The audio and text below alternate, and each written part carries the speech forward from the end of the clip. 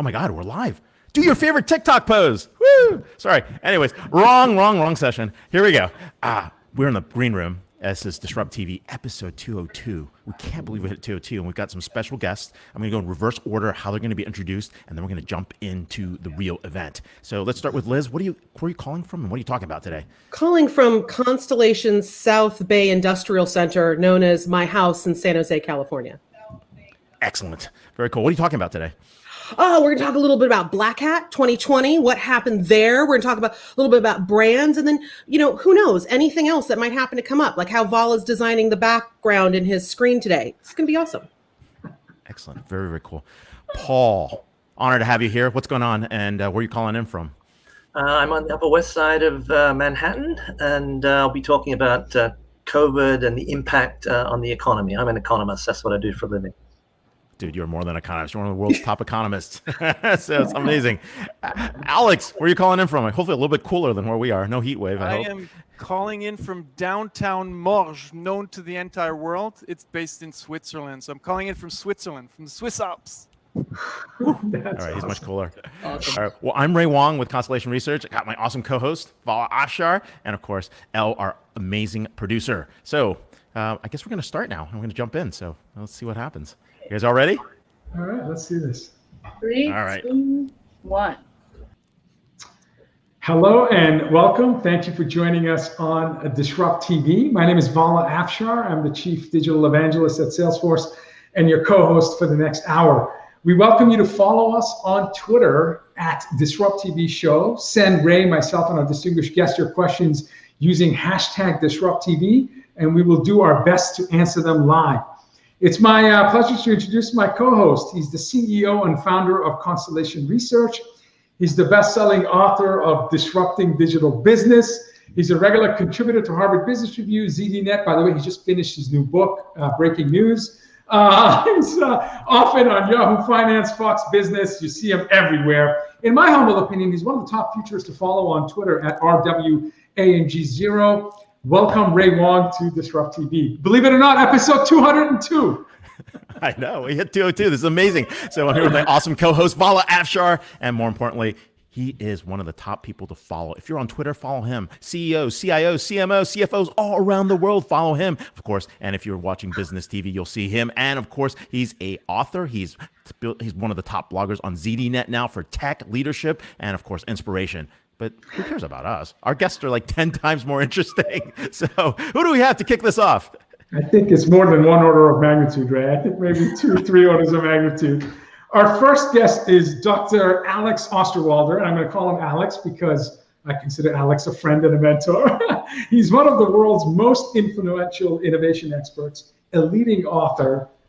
I mean, my highest recommendation for books for 2020, and I've tweeted about this a number of times, even before the show. He's an entrepreneur, in-demand speaker whose work has changed the way established companies do business and how venture gets started. Ranked number 4 of the top 50 management thinkers by Thinkers 50 worldwide, Alex is known for simplifying the strategy development process and turning complex concepts into digestible visual models. One of the best visual thinkers in the world. Alex is the co-inventor of the business model canvas, value proposition canvas, business portfolio map. These are all practical tools that are trusted by millions of business practitioners from leading global companies. Strategyzer, Alex's company, provides online courses, applications, technology-enabled services to help organizations effectively and systematically manage strategy, growth, and transformation. His books, and I'm just holding one because I don't have enough hands to hold all of his books, include international best-selling business model generation, value proposition design, testing business ideas, and the recently launched Invincible Company. And thank you, Salesforce is actually referenced in the book. One of the top follows, must follow, highest recommendation on Twitter at Alex Osterwalder. Welcome back, Alex, to DisrupTV. It's a real pleasure to be here. And first, I want to say congratulations to the both of you for the awesome work you're doing. And that goes across from writing, being social media figures and really helping inspire that book and the other books that we've written so far. So those ideas come from somewhere. So everything we do at Strategyzer, everything I do, builds on the shoulders of giants. So first of all, thank you to you guys as well. Wow, No, what no, kind thank you, words. back to you. When the number 4 thinker in the world gives you, record this. We're going to be playing just that 10-second segment. I think this is live. We're going to keep looping that somewhere in the hits reel. Where are my parents when I do this show? Go ahead, sorry. Oh my God. You were talking about this book. I mean, I think we were in Boston and we were having dinner outside on the water when we last met together. It was pretty amazing. I was pretty excited about that. But we're in the middle of a pandemic. That's kind of crazy. Like, how do you become the invincible company? It sounds a little bit, I don't know, maybe arrogant, pretentious that you could do that. So tell us more about this. How do you become the invincible company? What are the secrets behind it? Beautiful book. It is honestly a beautiful book. Go ahead. Absolutely. So, the title actually has an interesting backstory. So we were wondering what should we use as a title, the world's best business models, and we just thought, let's go for something provocative, right? The invincible company, something that you can't actually achieve, except if you're a monopoly in a government, right? You can't become invincible, but what you can do, and there are few companies that do that really well today, is you can constantly reinvent yourself. And that doesn't just happen because you have smarter people, it's because you put growth and transformation at the center of your organization. You institutionalize it, right? So what we call invincible companies are companies that do 3 things well. Number 1, they constantly reinvent themselves. So they do what they do well, and they continue to do that. They cut costs, they become more efficient. But at the same time, they're humble enough to know that success is the beginning of failure. If you don't constantly reinvent yourself, you are actually probably going to become irrelevant. These days, business models expire like yogurts in a fridge. Second piece is that these companies, love that line. These companies, I've got tons of Chobani in the yogurt. they don't just compete on products and services. This is a big one, right? Because we always think technology, product, service when we say innovation. But what you'll see is that the best companies out there today, they compete on superior business models. So yes, they have great products and services. You can't survive anymore without great products and services. But unfortunately, it's not enough to stay ahead. It's harder to get a competitive advantage based on great products and services. So you need to design a superior business model. And the last one, this is the hardest.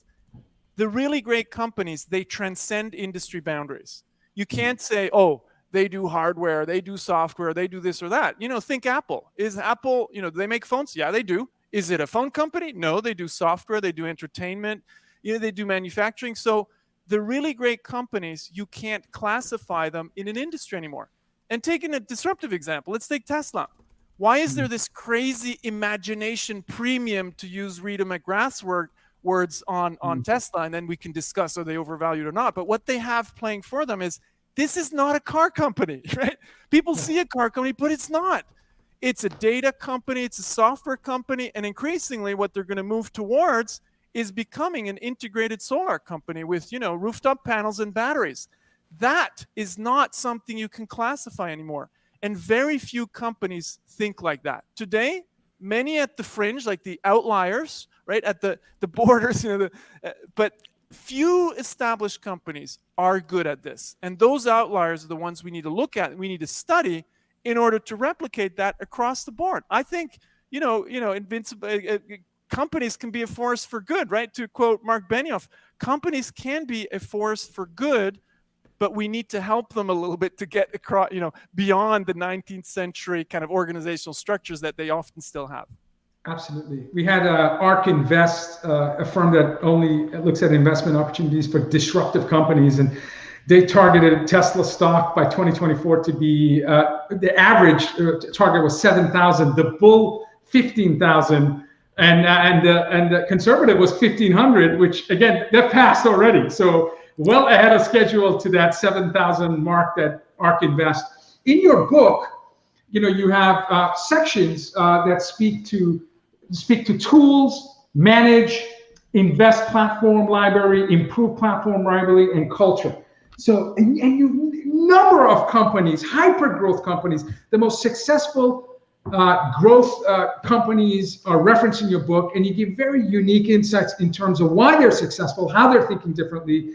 But it is segmented into these chapters. And my question to you is, in 2020, for the first time, we've had this seismic event.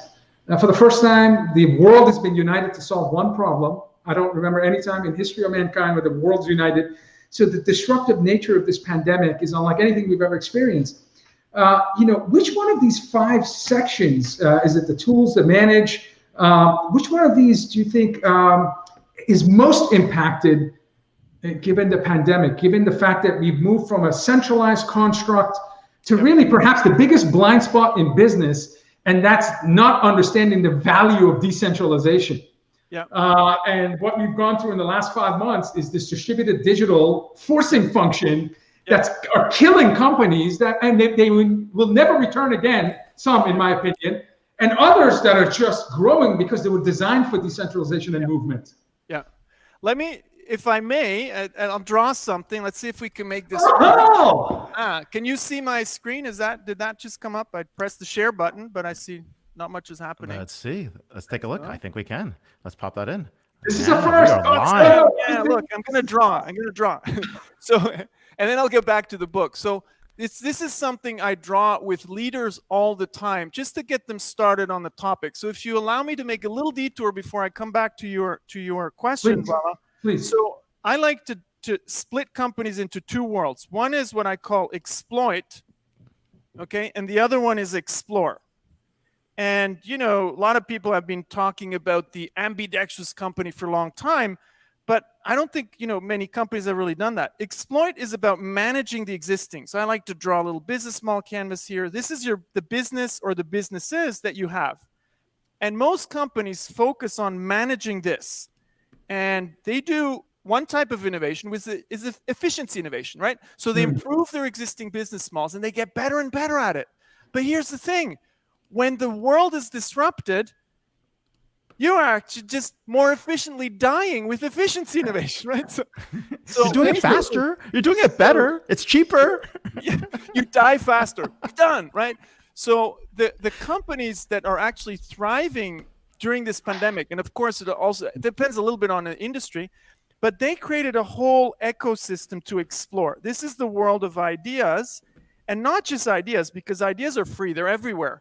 This is the world of turning ideas into real value propositions and real business models. This is not about management, this is about exploration. It's about entrepreneurship and very iterative processes. And the culture here is very different, right? Now, it's not that one is more important or right and the other one is wrong. You need both. So what great companies have done is they created a plus here. They do both. And what they also do is they don't separate the explorers out too much. They are separate because otherwise they're going to get killed by the existing business model, but they're close enough to draw on the brand, to draw on the customers, to draw on even the lawyers, right? Because there's one thing, to quote Steve Blank, the inventor of the whole lean startup movement, there's one thing that established companies have that startups don't have: customers, right? So you actually want to start with some of those things. You want to give access to customers, you want to experiment. So I believe the moment established companies figured out how to do both, they will become real engines of value creation beyond, just making version 2, 3, and 4 of a really good phone. So that's what's really exciting. And that's what we try to explain in the book. And I do think, that the big thing to take away here is, why is this not happening? It seems kind of trivial what I just drew. It's very simple. This part here, in most companies has zero power. The people who are charged with reinvention, they report to the person who reports to the person who reports to the person who reports to the CTO, who reports to the CEO, who reports to the board. So guess what's going to happen? Nothing, right? So there's a lot of innovation activities. Every company has an accelerator and so on. But this is innovation theater. Again, to use some of the words that Steve Blank, Rita McGrath, and I use, innovation theater. It's for the show. It's not the real thing. And then there are few companies that break through, right? That's the difference between those who do it and those who talk about it. I love that. I love that. So when you're in an accelerated, disruptive environment, better sameness is not going to be enough. So again, you can keep being better and better and better, but if you're going down the wrong path, or a path where you're not showing relevance and value to your stakeholders, you're going to become irrelevant and unfortunately not around. Ray, sorry, go ahead. I was just trying to. No. We got some great comments here. I mean, someone loves us. Let's we'll take that. Exploit versus explore, creative disruption, articulated. I think that pretty covers it. But hey, this is what we've been talking about for years, right? The teams that are so good at Six Sigma, at operational efficiency, that really know what they're doing. They can take out costs, right? They can get 15, 20% incremental improvement. They can run the ship.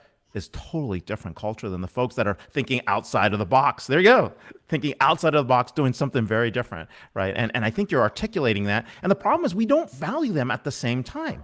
And that creates a huge issue. And so this comes back to the question is like, who really values innovation inside a company? Like, does it matter, right? And what is it that causes people to realize that I have to put these two pieces together? Let me give you one example of an organization that, we always have the usual suspects like Amazon, and they do innovation really well, right? Salesforce would go in that category as well. Microsoft now is moving back into that category. But let's take one that is not so well known, which is Ping An. And the reason I like that company, always a bit dangerous to talk about Chinese companies these days. With a lot of, that's the insurance company, right? So people know. It's the insurance company, right? Yeah. So here's what's interesting. 10 years ago, this was a normal insurance and banking conglomerate, okay? They just did insurance and banking, the kind of old style way. But the founder, Peter Ma, he said, we're going to get killed by technology companies if we don't transform. And here's what he did. He didn't just invest the money, because money is one aspect that you need. He gave innovation power. So he hired a lady called Jessica Tan, and here's where it's important, and made her the co-CEO, okay? Wow. That means innovation was at the very top, not below the CEO, not reporting to a CTO or so, but a co-CEO. And that is what made it work. And if we think back to transcending industry boundaries, here's another thing they did. They said, we're not going to classify ourselves as banking or insurance. We're going to play in 5 arenas, okay? And they would invest in those 5 arenas, and they would start to create really great new stuff. So today, the biggest health platform on the planet was created by Ping An. It's called Ping An Good Doctor. Wow. 300 million users. Think of it. Not an insurance, not a traditional Swiss, bank or traditional Swiss insurance company that did it.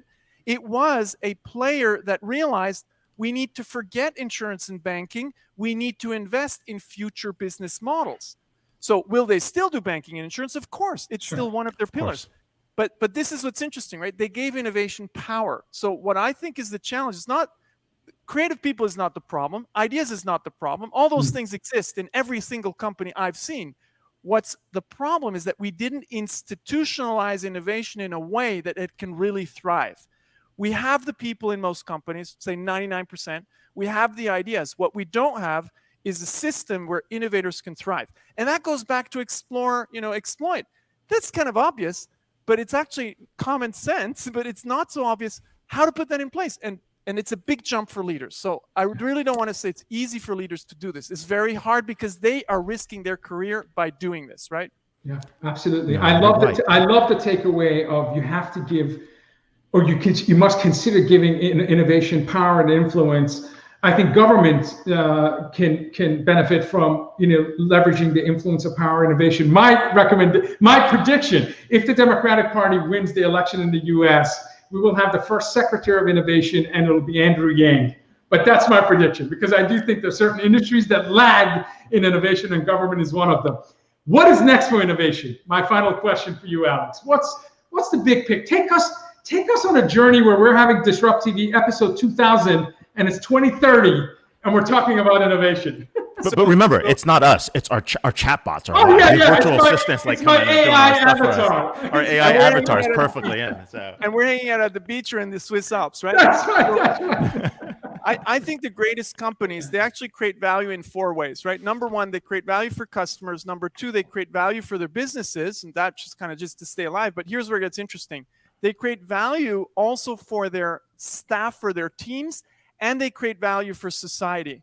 But for that to really happen, to deliver value on those 4 areas, organizations have to substantially change their organizational structures, there's going to be a huge wave of management innovation. So I think we're going through a wave of business model innovation, which is replacing technology, process innovation, all of that. But it's not enough. We really need management innovation to create companies that create value at those 4 levels for customers, for the organization, for the team, and for society. And without management innovation, not going to happen. So that's the next big wave. So we actually get there. Gary Hamel just brought out a book talking about these things, right? So we're seeing that this is now slowly starting to disrupt organizations. The really leading ones are thinking of how do we actually come up with new organizational forms that are extremely agile. So we're falling back into this kind of buzzwordy thing, agile. But organizational agility in the strategic sense is not a reality yet, but it will be when you are actually running your show with the chatbots. We're gonna have to keep control of them. They might say things we might not like. The avatars. But look, you're talking about something really powerful here. You're really talking about, one, you're activating movements, right? You're aligning organizations to activate different movements, streams of movements that are popping up at the same time, that are balancing out portfolios. Same in the way that people used to look at product lines, you're not looking at value streams, right? And how people think about the business models and the monetization. And people are still trying to figure out what industry they're in. And that's the wrong question. Right? Like, why are you even bothering with it, right? Ping An is actually interesting. I mean, they put 1% or 10% of their profits, 10% of their revenues, 1% of their profits into innovation, which is huge, right? And so, I mean, there are companies like this popping up everywhere, turning into digital giants all over the place. And this is going to be interesting to watch. So, okay, well, this is awesome. I wish we had 40 more minutes. We don't. So we are here with Alex Osterwalder, CEO, co-founder of Strategyzer, but more importantly, one of the top thinkers in the world. He's got the Invincible Company. Get the book. Check out his Twitter handle, AlexOsterwalder. And don't be too jealous. He's hanging out in the Alps. So anyway, thanks a lot for being on the show. Hope to see you in the green room afterwards. Really great speaking to you. Thank you, Alex. Real pleasure to be here again. Thanks. Thank you so much. His book is like a coffee table quality book. I mean, the pictures, the illustrations, and there's so many use cases. Frankly, this is a graduate level book. I mean, the book should be taught in universities. And it probably is, because it is, he's sold millions of copies of his book. So it wouldn't surprise me if the book is actually being used at universities. And the concept, we're starting brand new companies, right? I mean, I can see all these people doing that. So absolutely. Absolutely. Okay, we're going to really expand your mind with our next guest. Paul Sheard is a research fellow at the Mozaffar Rahmani Center for Business and Government at Harvard Kennedy School. Previously, Paul was vice chairman of S&P Global after serving as executive vice president and chief economist. He's not just an economist, he's one of the top economists in the world. Paul held chief economist positions at Standard & Poor's Rating Services, Newmark Securities, Lehman Brothers, and was head of Japan equity investments at Baring Asset Management. Paul was on the faculty of the Australian National University, ANU, and of Osaka University, and was a visiting assistant professor at Stanford University and foreign visiting scholar at the Bank of Japan. In fact, Paul is a member of the World Economic Forum's Global Future Council on the New Economic Agenda and was member of the World Economic Forum Global Agenda Council on International Monetary System. He was appointed twice by Prime Minister Hashimoto and Prime Minister Ochi to serve on committees of Japanese government's Economic Deliberation Council. Paul is author and editor of several books and numerous academic articles. Welcome, Paul, to DisrupTV. Thank you very much, Vala. It's a pleasure to be here. Good to see you again, Ray. Good to have you. It is great to see you. I mean, this is amazing. I mean, if we had this conversation 6 months ago, we'd be talking about other things. And given your experience from Lehman all the way to Nomura to all these other places, including the S&P, this is one of the most interesting times. And we got MMT going on. We've got interest rates in some kind of bizarre free fall. We've got gold all over the place. And the stock market's like, hey, nothing's going on. This is amazing. So where are we really here in this, COVID-19 post-pandemic outlook? Are things really as bad as they seem? Do they really look good? Is there an ending to this? Like, what's your view? Yeah. Well, Ray, I mean, you packed a lot into that question. I mean, sort of yes or no, all of the above. You know, if you one point you just touched on there is the disconnect between what's going on in the real economy, which is what economists like myself typically look at first, and how the financial markets are doing, particularly in the IT sector. But maybe we'll get to that. But if we just start with the real economy, the analogy that I use at the moment is, imagine there was a Rip Van Winkle economist who went to sleep, you know, the end of last year, say December, even January, and woke up even in April, but even if they woke up now, they would be, and they looked around at the economy, they turned on their Bloomberg or whatever, give them a plug, and looked at the data and they said, somebody must have, you know, there's a fat thumb error here. The data cannot be like this. In other words, the deterioration in the sort of hard economic data that market economists sort of feed off is unprecedented. Let me just give you one number I won't drown you in numbers, but this is, I think, pretty. No, please, because I think it's really important to set the facts. We love numbers. So. The unemployment rate, probably the most sort of overall important statistic because it's people's livelihoods are at stake. Yeah. In February was 3.5%.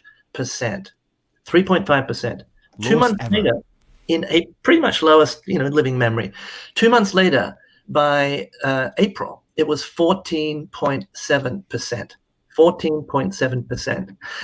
That's what, 11.2 percentage point increase just in 2 months. Now, how bad is that? Well, if you go back to the global financial crisis, I was chief economist at Lehman Brothers at the time. I had a kind of a front row. Some company we heard about during the financial crisis. Yeah, full disclosure here. Unemployment in August 2008. Yeah, the economy was already getting a bit wobbly, but just look at it just before the financial system had that massive cardiac arrest in September 2008 was 6.1%. The peak that it went up to at the peak of the Great Recession was 10%. Wow. 3.9 percentage point increase versus 11.2. So this time that increase in unemployment was much, much worse. But here's my punchline. In the Great Recession, it took 14 months for the unemployment rate to get up to 10%. Much worse happened here, and it only took 2 months. So yeah, the deterioration in the real economy is real. We've just seen nothing like this before. But of course, there are other odd things. The other very odd thing about this recession for an economist is normally economists love to talk about exogenous shocks, and the coronavirus, COVID-19, is a real exogenous shock. But usually something hits the economy and that causes demand to fall. That causes unemployment to go up. And then the policymakers, the central banks, government, fiscal authorities, they start the engines revved up and they try to get that demand back again. But what is unique here is that massive decline in economic activity has been driven largely by the policy authorities, not central banks, but the governments themselves, in order to deal with the pandemic. So it's kind of turned the normal logic of recessions and how you deal with them on its head. Those numbers are just unbelievable. The numbers are large enough where all of us know either family or friends, colleagues that have lost their jobs. It's just, I don't know anyone that doesn't know someone that has been impacted in their first degree connection. So it's just that the numbers are I'm just using I just quoted the unemployment rate. For economists look at other measures. There's another measure of underemployment, unemployment and underemployment.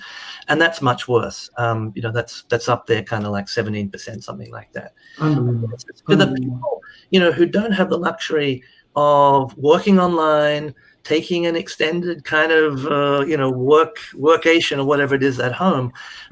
This is a really, we like to be kind of upbeat on a Friday afternoon here, but a lot of people, they're really, really hurting in this. 37% of the population can't work online. I mean, in terms of the employment population. It's 4 out of 10. It's unbelievable. So Paul, okay, so we get to a point where we are able to, let's just focus on US. We're able to do millions of tests a day.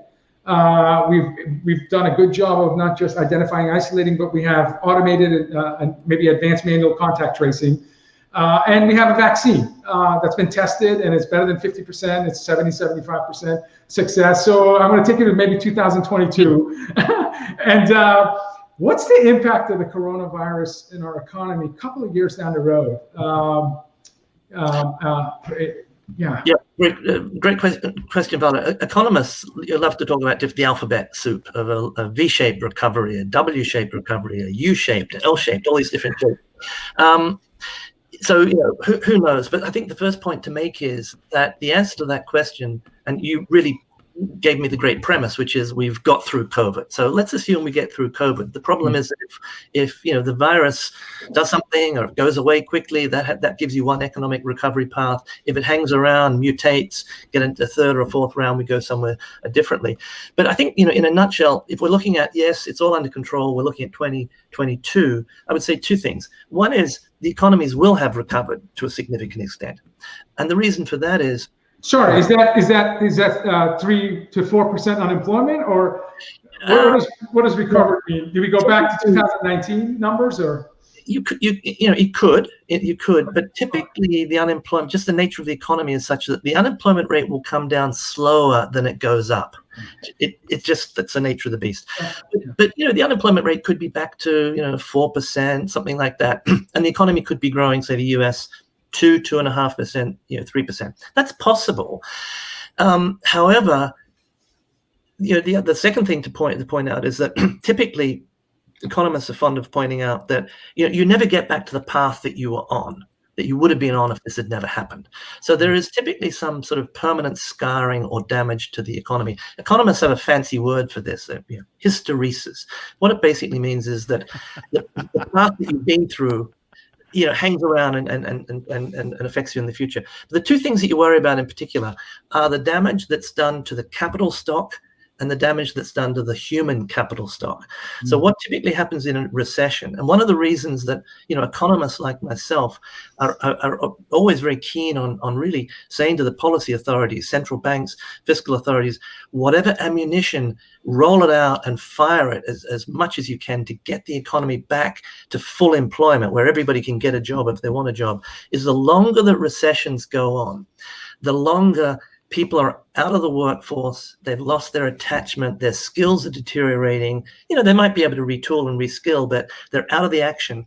And secondly, the longer the recession goes on, the longer the period of underinvestment. And that will then lead to a permanently lower capital stock further in the future. But I think, so that's sort of, I think consensus kind of would be around my comments there. I think what's more important, and this may be extension of your question, is even if the economy gets back to full employment, that's the term that economists use. That's what the central banks and the fiscal authorities are focused on.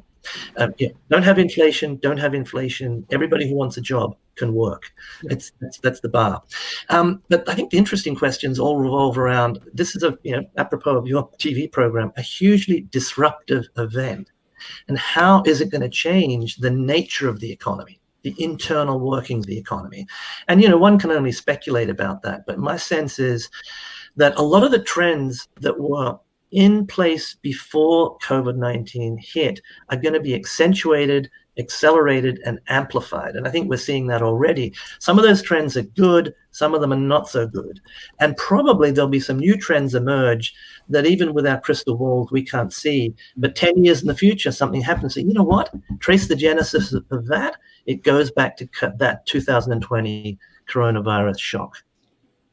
No, it's a great point there, and related to that, is something that you've been talking about too. I've been reading your newsletters and the speeches that you've been giving, and they're amazing.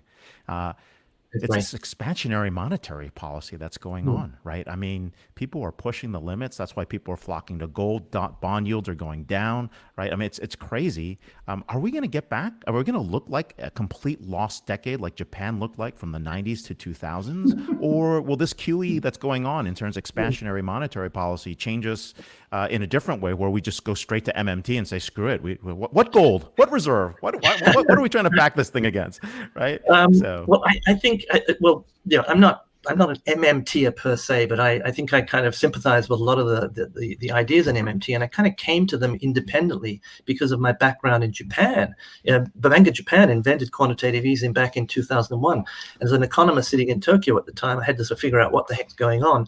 So I think there's actually a lot of the insights from what people call MMT are actually pretty spot on. I think the problem is there's been a bit of a pitchfork battle between the mainstream economists and the MMTers, and my advice is get over it, put the pitchforks down, try to figure out what we can agree on here.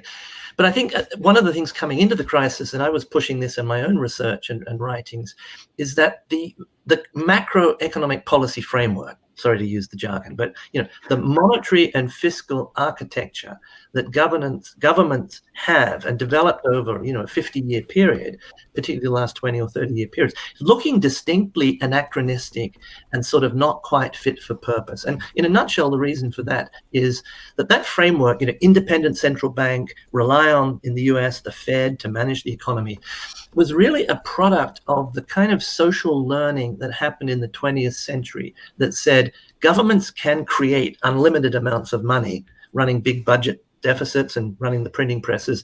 That's going to lead to inflation. That's what history shows. We have to put shackles, we have to put handcuffs on that process. So they made the central banks independent and said, look, you technocrats, you manage this process, and we'll sort of put fiscal handcuffs on the congresses, the parliaments, and the governments. Now, that's a great way of solving a problem when you have inflationary pressure in the system. But if we're looking at a situation where we have huge unemployment, we have deflationary forces, and many of those may be coming out of Silicon Valley, even when we're in a normal situation. Yeah, definitely. Maybe you want to actually put Humpty Dumpty back together again. You want your fiscal and monetary authorities working closely together and actually printing a lot of money, to use that somewhat journalistic popular term. So I think we're in that world at the moment, to cut a long story short, that when you've got 1/3 of the workforce being hit like this, and deflationary forces potentially being unleashed, roll out that monetary and fiscal machinery. But governments running big budgets, deficits, and central banks doing a lot of QE. And that's pretty much what they've done. There is a misunderstanding here, though, Ray. If I just quickly come in on QE, quantitative easing, this massive expansion of central bank balance sheets, is much misunderstood, because most of that really is just the central bank, which is part of the government, changing the debt profile of the government. Yes. What I mean by that is, what they're doing is take the US, taking treasuries out of people's hands and putting what's called central bank reserves or central bank money, monetary base, in their hands. They're slightly different animals. But if you look at one of these charts of massive expansion of central bank balance sheets, it looks like horrendous. But that's really, printing a lot of money, pumping a lot of liquidity into the system, but they're simultaneously sucking a lot of treasuries and government debt securities out of the system. So it's not quite as scary as it looks. But can I ask you a real question? A question related to that is the fact that if we're printing this much money, can you only get away with MMT if you're a reserve currency? Because if you're not, then it looks like paper money, right? Well, I think the MMT, essentially what their insight is to say, look, governments create money, therefore they can't run out of it. And that is true if the rest, society, let's just call it society, your society and the rest of the world, accept that money that you print or create as currency. If nobody wants to hold it, then you can print as much as you like. It's not going to do you much good. So yeah, having that credibility, and this is why policymakers and economists, academic and policy economists are so keen on the idea of central banks and governments having credibility. That is, the market participants or the public have confidence in what they do, institutions, but also their currency. So yeah, it definitely helps to apply these ideas if you're a US, a Japan, an Australia, a Canada, whatnot. Now, the interesting one here is, what if you're a member of the EU, particularly the Euro area? That's a little bit different, because they've created this thing called the Eurozone or the Euro area, the ECB, which can create unlimited amounts of euros. But if you're in Italy or a Spain or a Portugal, you're reliant on Frankfurt or maybe some people would say Berlin, and maybe Paris, to make sure that monetary blood is actually flowing. And well, it's maybe not the best analogy there. Well, my final question, Paul. In fact, I think the last World Economic Forum ranking of the largest economies at the end of this decade, 2030, I believe it was China, India, US, Japan, Indonesia, and so on and so forth. But it was China, India, US, and top three. And your thoughts in terms of this coronavirus episode? Is it going to set back the Chinese economy, or will it propel China further ahead, and they will have the largest economy ahead of 2030? If you had to render, if you had to render that judgment right now in terms of how things are going, the huge irony that's come out of COVID-19 is China's looking pretty good. The virus originated in Wuhan, China, but the toll in China, and it's a long story of why this, can you believe the numbers? It's a long story of what happened there, which I'm not really fully familiar with. But if you just look at the numbers, deaths in China, 4,700. Per capita deaths in the US, if you look at our rate here, we're up to about 160 something thousand, but it's on a per capita basis, about 140 times that of China. So China has actually been, this is just a remarkable statistic. Now, most people say you can't believe the numbers, and I don't fully believe them. But if you look at other countries, neighboring countries, South Korea, Japan, Philippines, Australia, it's in the same zip code in terms of per capita death rate. China's maybe at the lower end, but some places, Southeast Asia, even lower than China. So it does look like the coronavirus was not as bad a shock to the Chinese economy. And lo and behold, we look at the GDP numbers already in second quarter, they're picking up. So already coming into this, Vala, you mentioned China, it could be the biggest economy in the world. The way that economists measure things, compare countries, actually already in 2014, China surpassed, I'm talking about PPP, purchasing power parity. Yes.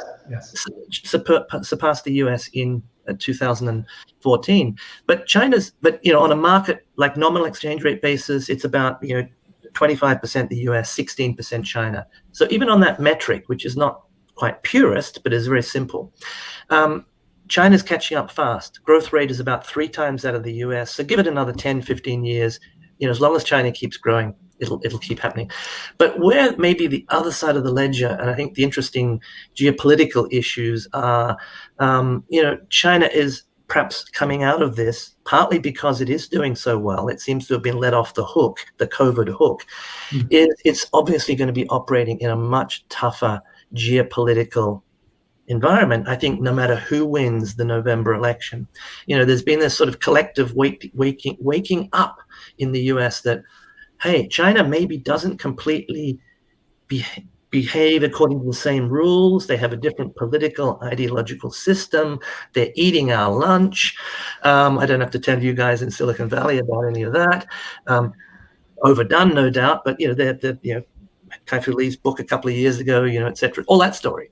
Yeah. So they're going to emerge into quite a different world. Definitely. Undoubtedly an AI superpower. I mean, and a world, I think, and this would be my final point, that, putting all the vindictive stuff to one side, we've got these two big hegemon-size economies and societies. India's going to get there in 20 or 30 years, but for the moment, US and China, they better figure out a way to live with each other and run the global economy, because there's a lot at stake. Yeah, there is. But, it's also interesting to watch China going after the reserve currency status of the U.S. through crypto and through some of the Belt and Road initiatives. So there's going to be some hardening of systems very, very quickly. Someone asked here, right, is this decoupling with China, is that real or just political posturing? What do you think? I think it's decoupling has been talked about for a long time, but I think there is a certain amount of decoupling going on, and I think, again, it has to do with that wake up kind of call that so some repatriation, reshoring, nearshoring. I think there's the big geopolitical shift, and I've talked about this for a while, Ray, is that the world has changed with the rise of China, and the US is no longer, I would say, willing and able to play the role that everybody loved, most people loved it playing in the past. This benign hegemon opens its markets to everybody, is the world's policeman, underwrites global security. That game has changed. Pax Americana has ended. And so China and the US are going to be interdependent, but it's that world is gone. And so how much decoupling you get is actually endogenous, to use an economist. That is, depends on what China and US, and to a certain extent the rest of the world, because they've got a voice here, what approach they take to this kind of reconciliation. But some amount of decoupling seems to be almost unavoidable. The straw that broke the camel's back is TikTok. It's TikTok. I hope not. Paul, we're here live. We're live with Paul Sheard, Research Fellow, the Masavar Rahmani Center for Business and Government at the Harvard Kennedy School. And you can follow his company's Twitter or organization's Twitter handle at the Kennedy_school for more stuff. So hope you stick around for the green room. Thanks a lot for being on the show, Paul. Always insightful. It's like having your newsletters come up to life. So thanks a lot. Brilliant. Thank you. Absolutely brilliant. Thank you, sir. Wow. Ray, wow. Listen. Just because we have the world's top innovation expert and the world's top economist, that doesn't mean that we don't love you as one of our favorite guests. Our final guest for episode 202 is amazing. The one and only. Amazing Liz Miller. Don't butter me up, the both of you. I mean it. I don't. I'm so sorry. What I gotta say. Again, Liz Miller is Vice President and Principal Analyst at Constellation Research, focusing on business demands on today's Chief Marketing Officer. Oh my goodness, I've had such a great pleasure collaborating with so many CMOs during this time period. So the evolution of customer engagement, the rising requirements, importance of security and scalability and brand affinity, all of that is what Liz has been researching for, believe it or not, 27 years. So she started when she was 8, right. In elementary school. Right. Some of the key trends when you read Liz's analysis in terms of what CMOs are facing, again, ranging from engagement to trust economy and how marketing has become enterprise security's greatest threat and critical champion. She's an amazing follow also on Twitter. It seems like we only bring amazing Twitter follows on our show at Liz K. Miller, Miller. Welcome back, Liz. Thanks. Let me tell you, because I've been in denial that both Alex and Paul were going to be talking before me, I've also been having a side conversation on Twitter with David Rabb and Scott Brinker. And we've decided that we're going to start a new zombie-themed game on what is going to be called the Microsoft Xbox TikTok 365. It's just going to be Clash of Clans, but only for MarTech. It's going to be great. Vala, you can be player number 4. Ray, you can be player number 5. It's going to be awesome.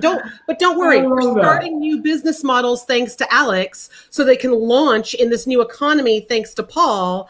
And David, Rabb, Scott Brinker, and I are we're gonna collect on that. And I think it's also gonna be like a Francis Bacon character from one of the last tweets. So I'm just super confused now. But anyway, what's up, guys?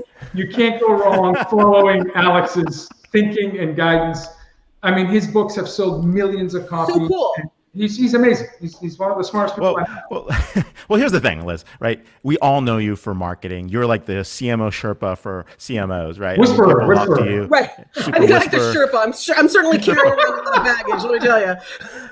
CMO Whisperer. But CMO Whisperer for other CMOs. And one of the awesome things that you're doing is basically taking that into the world of a conversation around brand security. Yeah. And so you recently came back from an event where we normally bring no devices to, we normally not try to go to, with anything electronic.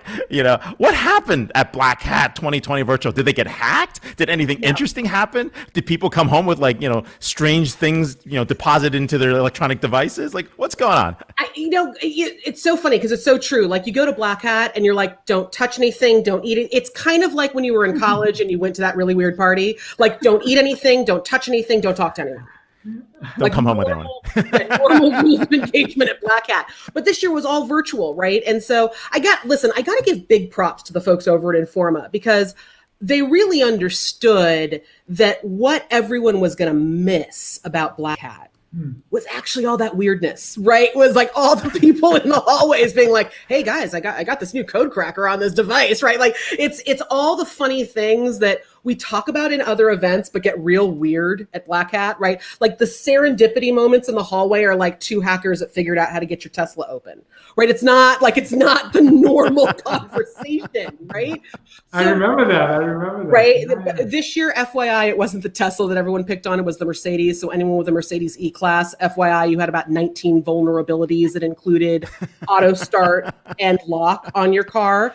That was weird. Beautiful. Beautiful. But listen, Black Hat, there were a couple big themes that I think came out of the event. And the virtual event, I thought, went really well. They had this really nice combination of like taped content, but live Q&A. So you could still have that back and forth. And the community brought what the community always brings, which is this really kind of funny sense of humor to the chats, right? So all of that was still kind of there. Not really the same, but then we didn't have to go to Vegas and sit there in like 110-degree heat talking about security with each other, which was kind of awesome. Big theme. Hey, there's an election happening this year. I didn't know if you guys knew about that. We're going to be voting about what's going on with that.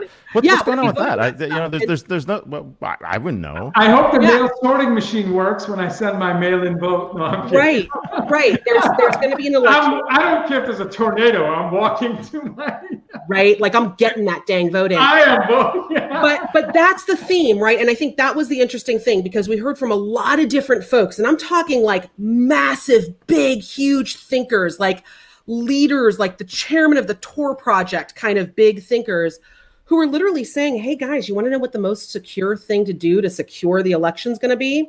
It's a little technology called paper." Woohoo! Right, like everyone's sitting there like, wait, wasn't paper like isn't paper dead? Like, didn't we kill paper? I don't understand what's going. Like, it was just funny trying to like watch all these like technologists try to wrap it. Right, they're like, "It's okay, man. I'm printing my own mail-in ballot. Let's see what happens." Woo-hoo! But that's the reality, right? Because there's so much complexity, and I don't think we think about that when we actually think about kind of the politicized conversation about the election, right? Remove all that stuff. Just getting mail-in ballots into people's hands is a workflow nightmare, because it's not one organization, one technology doing it. It's all the states using different technology, having to be federally standardized, right? It is workflow madness being managed by folks that don't necessarily have a single point of authority. So when you start to think about that in business operations terms, a lot of businesses would give up, right? Like a lot of people would be like, this is simply not worth it. So I think that the interesting issue about the election is that you now have a lot of different groups coming together and trying to solve the big problems. I think the most interesting call to action was get involved, like literally go volunteer to be at polling centers as a security expert, so that you can look at things and say, that doesn't look right. That doesn't feel right. I have to go back to the paper to actually audit if this signature is really real. How can we go and raise a flag early enough in the process so that we can actually protect this democracy gem known as our elections, right? So I think that was super interesting. Chris Krebs, who is the head of CISA, gave this really interesting keynote where he basically said, like, listen, as with all cyber crime, what's happening with our election and misinformation is really a balance of supply and demand, right? And so the FBI looks at the supply side, like all the criminal activity, all of the behavior. CISA looks at the demand and trying to educate so that we have a more educated electorate, which is going to be really, really, really challenging this time around. So, I think that for the world of security, they're trying to figure out, how do we balance both the misinformation side of the criminal activity and the actual threat side?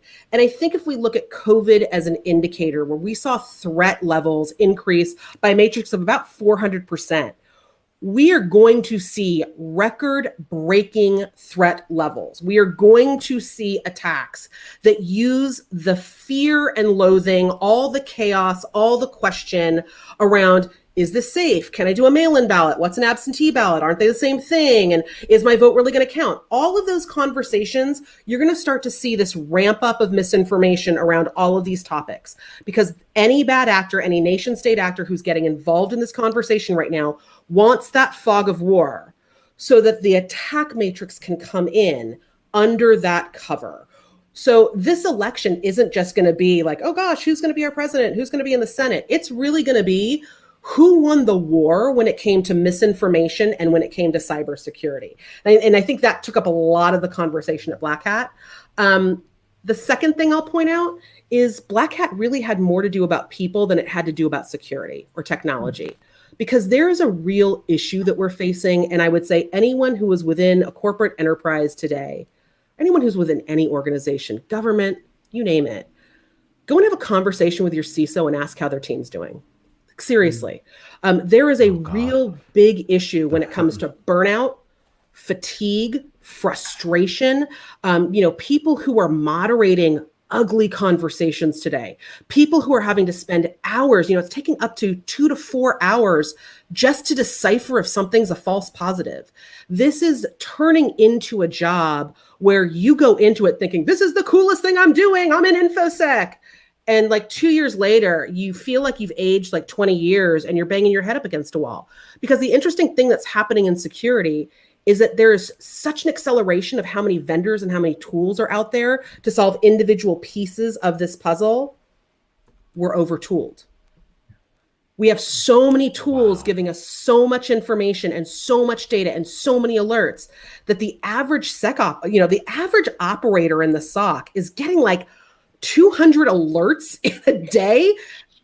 That's called, it's impossible to problem solve under that type of avalanche. So I think the two things I took away from Black Hat this year is that, security really needs a champion, right? They need some help. They need some support. A lot how, it's very similar to what marketing has gone through over the last 10 years, where we've really had to solve big problems. And security is solving big human-related massive problems today. It's not just about, let's stop that breach and maybe we can head off something that's a couple $1 million. This is, they've taken over our company. Yeah, maybe let's go into something. Sorry, go ahead.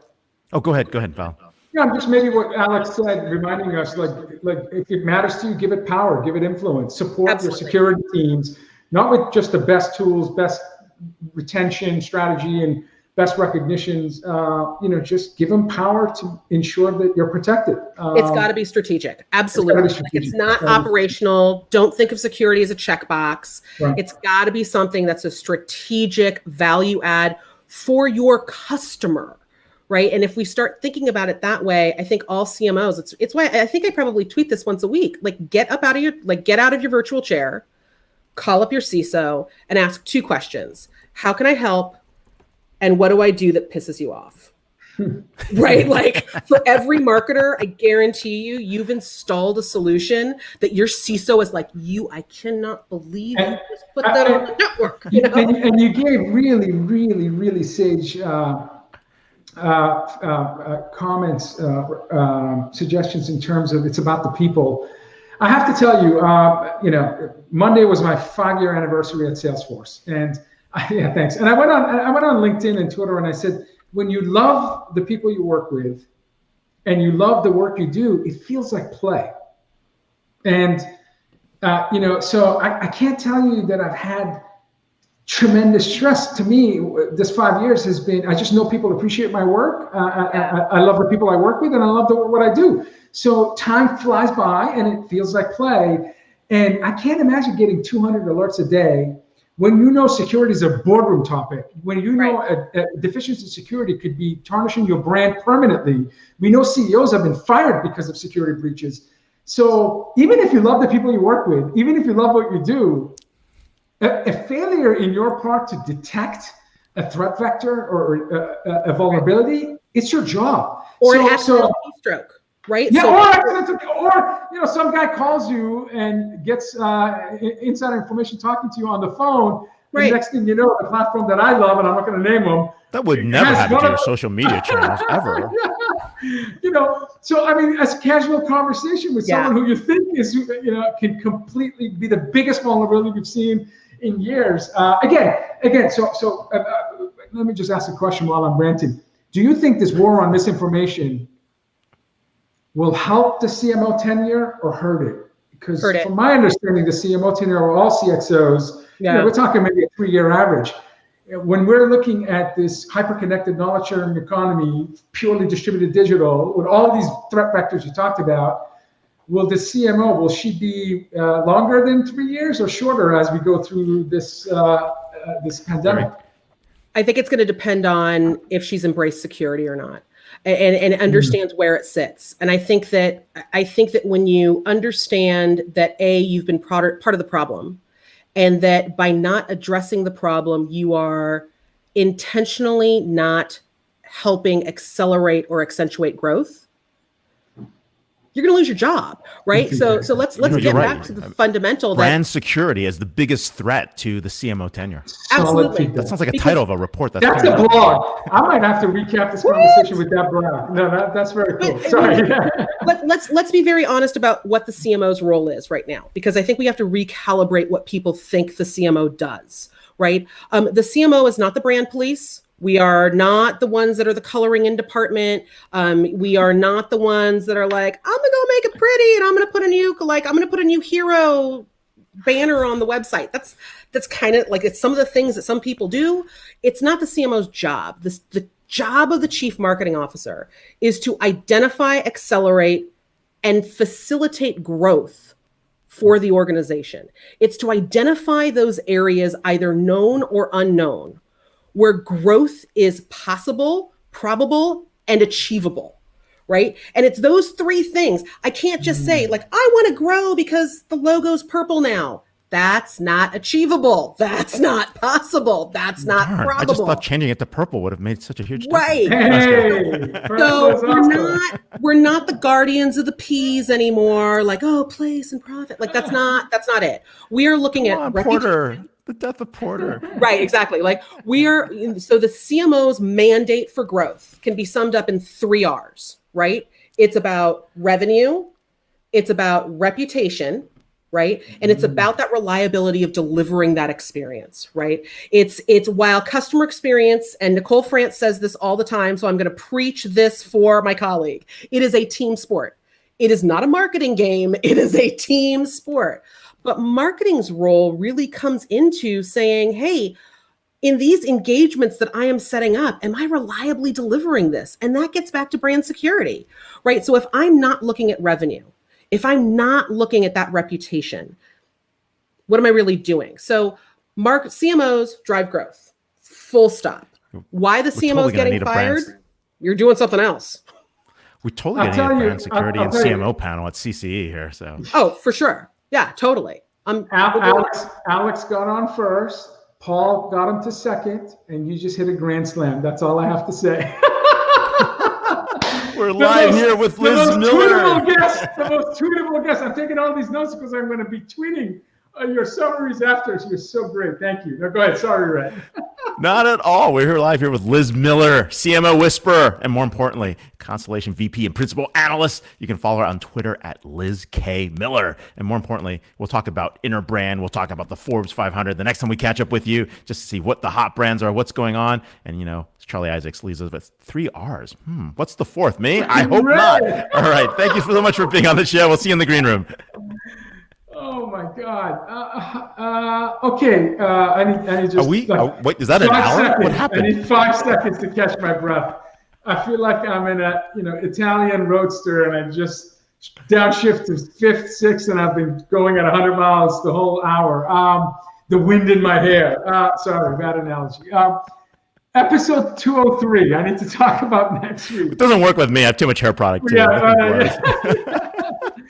We have Brian Gregg, Senior Partner at McKinsey, here to talk about latest trends. Ali Cudby, CEO of Your Iconic Brand and accomplished author. Ali, and of course, one of my favorite guests, our favorite guest, Larry Dignan, Editor-in-Chief of ZDNet, where Ray and I publish our posts. So it's going to be another amazing show. Final thoughts on Alex and Paul and Liz. Really 3 deep thinkers. I mean, when you listen to Liz, she's really talking about some really important, deep concepts for marketing.